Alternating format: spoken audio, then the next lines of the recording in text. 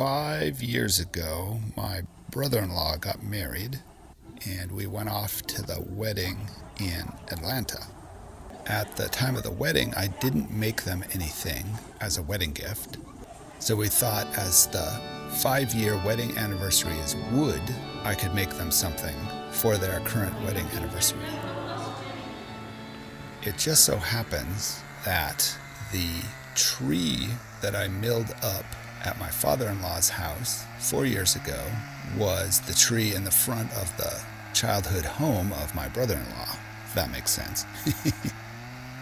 I have some wood that is from that house, and I thought it would be nice to make something out of that maple. And I thought I would add it with some walnut that I also got locally. I wanted to continue the idea of making a segmented bowl, but interrupting the segments by cutting them on the CNC machine.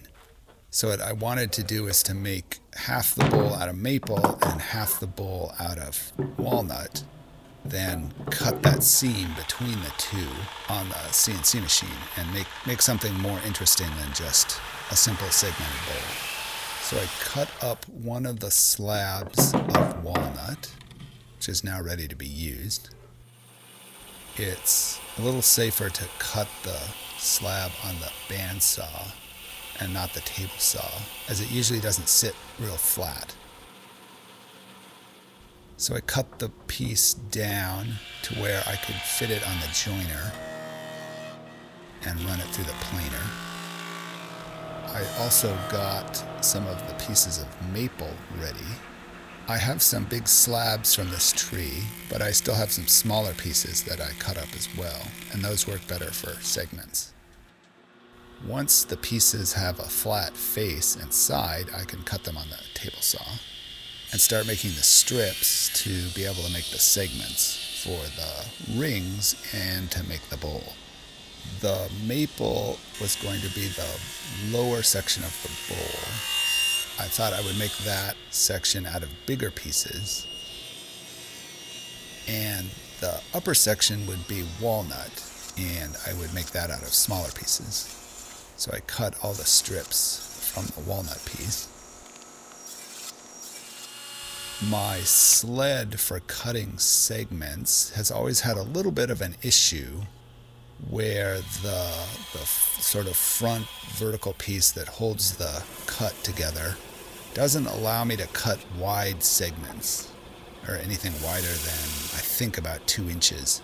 So I just wanted to cut down that vertical piece on the sled so I could take it off with the screws that attach it and cut it and then reattach it in the same place.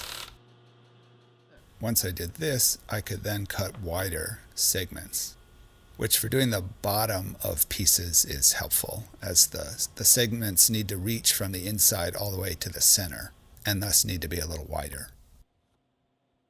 Set up my stop for the segment lengths and start cutting segments. For the walnut rings, they're all going to be the same size, so my segments will all be the same. So it's just a matter of cutting a lot of segments. There's 12 per ring, and I think I made 7 rings, although I think I only used 5.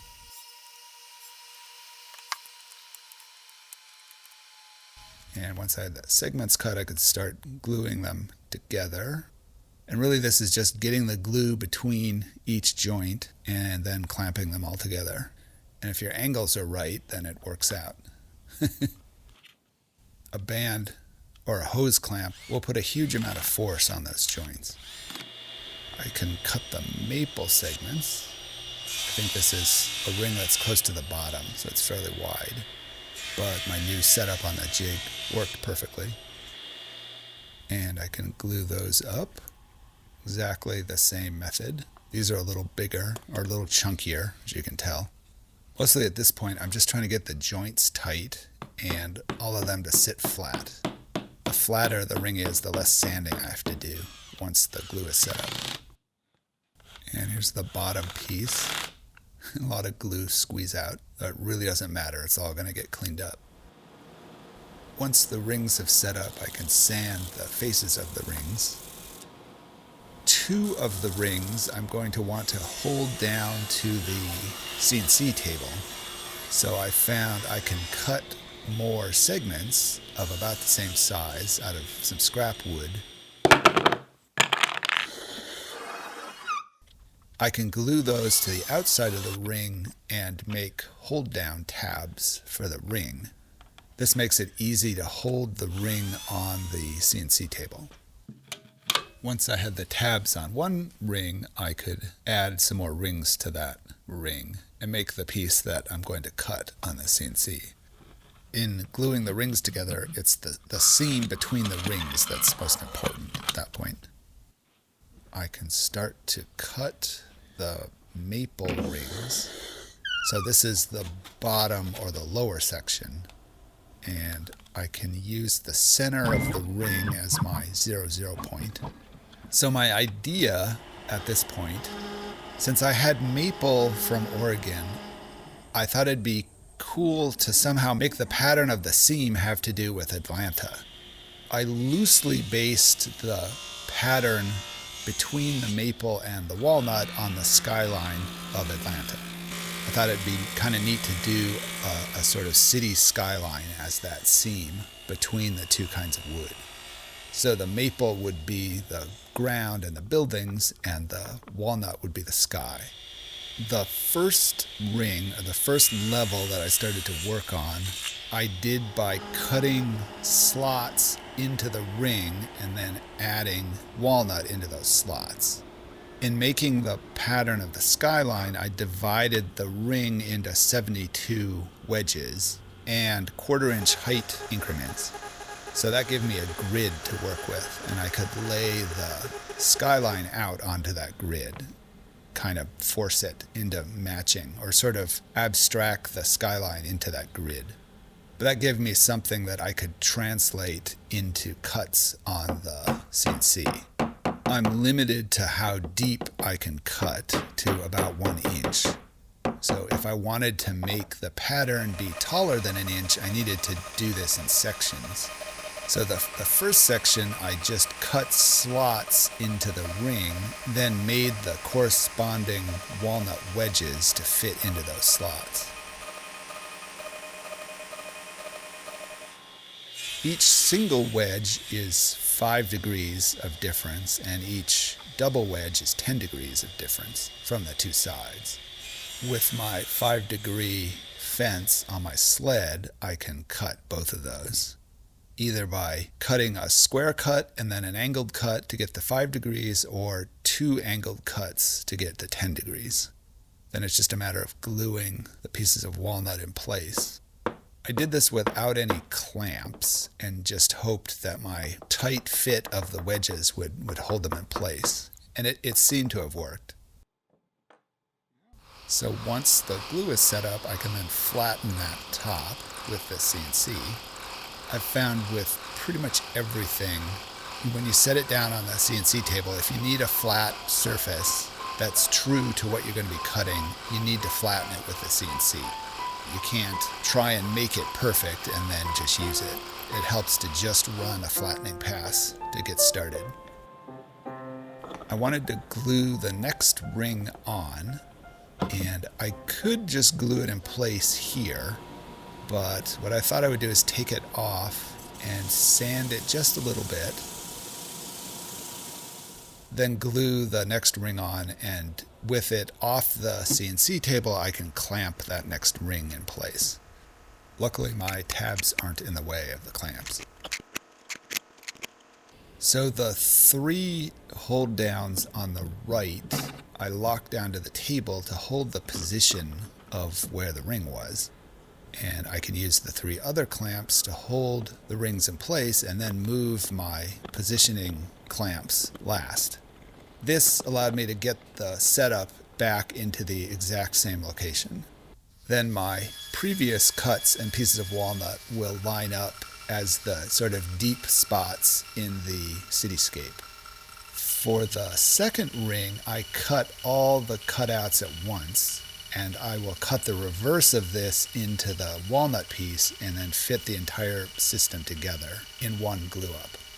So the first ring was really to get the walnut to go deeper than I could go in this pass, which is why it needed to line up precisely. I did a test cut for the walnut pass, as I wasn't entirely sure I had drawn it correctly and it was going to work. And it let me understand how much I needed to take off in the finishing passes. It ended up being, I think, 12 1,000ths of an inch, which is actually quite a lot. But it's a complicated shape to fit together. So once I was confident that was going to work, I started to cut the walnut. And I surfaced the face of that, so I knew it would be perfectly flat. And I could now cut the mirror and reverse of what was cut into the maple. And I did a roughing cut, and then I did a finishing pass. It was always a little complicated finding exactly where it seats. It did go together. Now it's just a big glue up.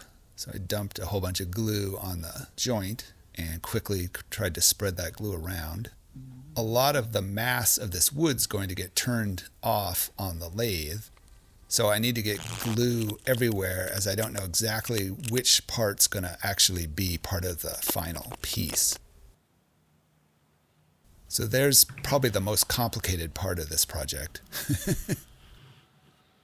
I had to finish up the rest of the form, so I glued the bottom pieces together. I glued the bottom section on with it mounted on the lathe so I could get everything centered, as I could use the center of my ring to hold the piece exactly centered. And I added a second bottom ring that I could hold on to with a chuck and would give me a little more material to work with. So once this sat overnight, I could turn the bottom and get it ready to be held by the chuck. And once the bottom is round, I can turn the whole piece around. I have some big chuck jaws that should fit this bottom, which will hold this really well. I could have cut the tabs off on the bandsaw, but I thought it would be fun to just turn them off on the lathe and kind of show that you can turn things that aren't necessarily complete or round. And it went just fine. It was almost faster to do it this way than to fire up the bandsaw and cut them off. And it meant the piece started out nice and round, or balanced, I guess. What I really like about segmented turning, and I know I've said this before, is that you glue up this big, ugly blob of wood, and then you turn it, and you sort of find the beautiful project inside of that blob of wood. And that's what's going on here.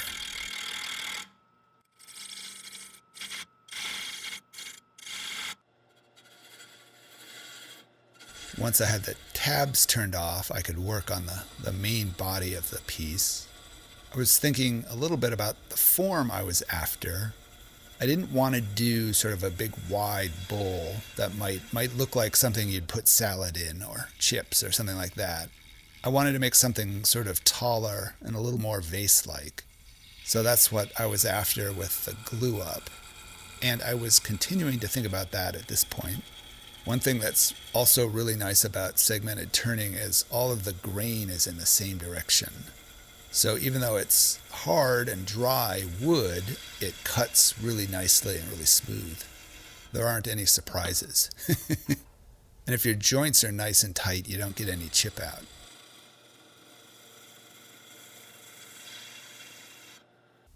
Once I had the form on the outside close, I could start to work on the rim and the inside.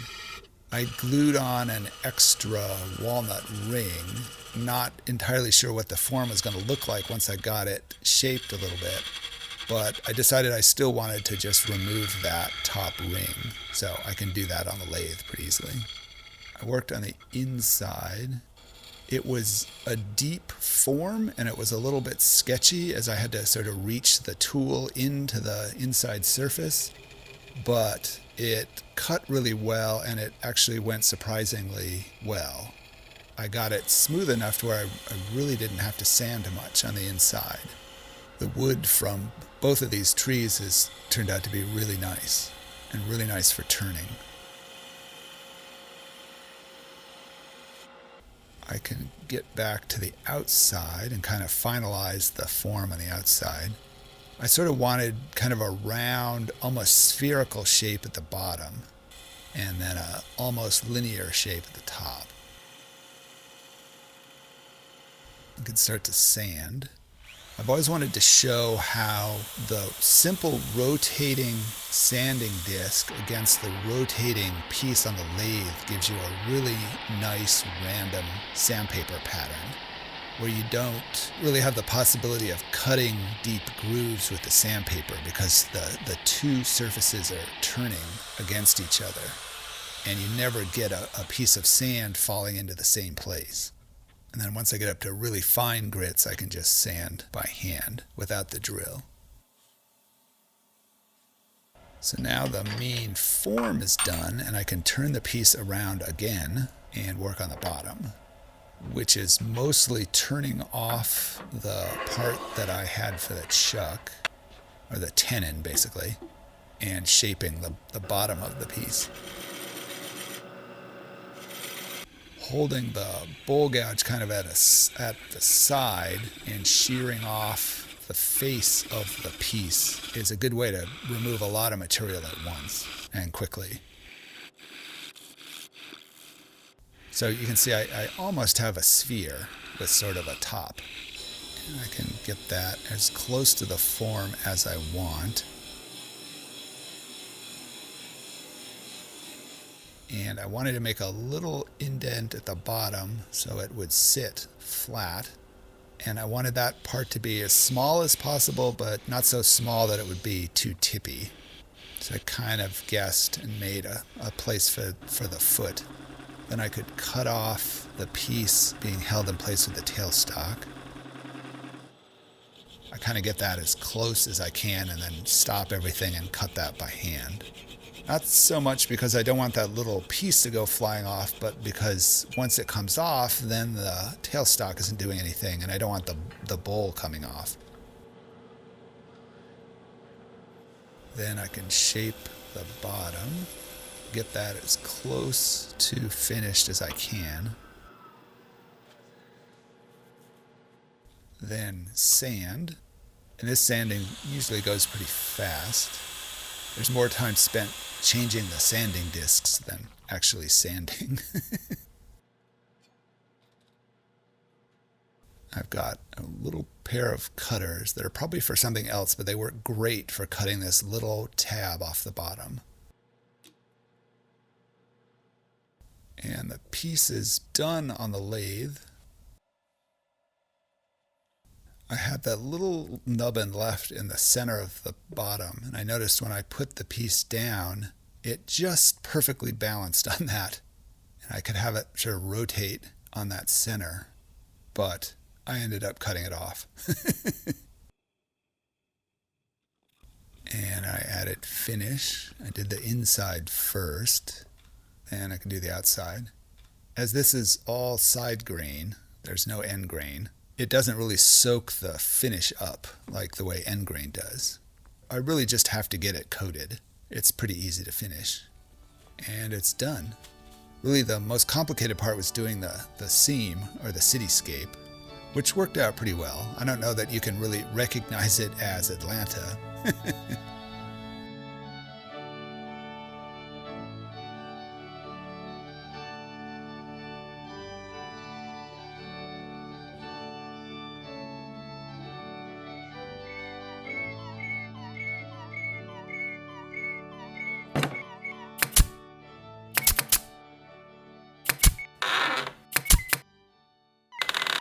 Happy anniversary to Alan and Jane.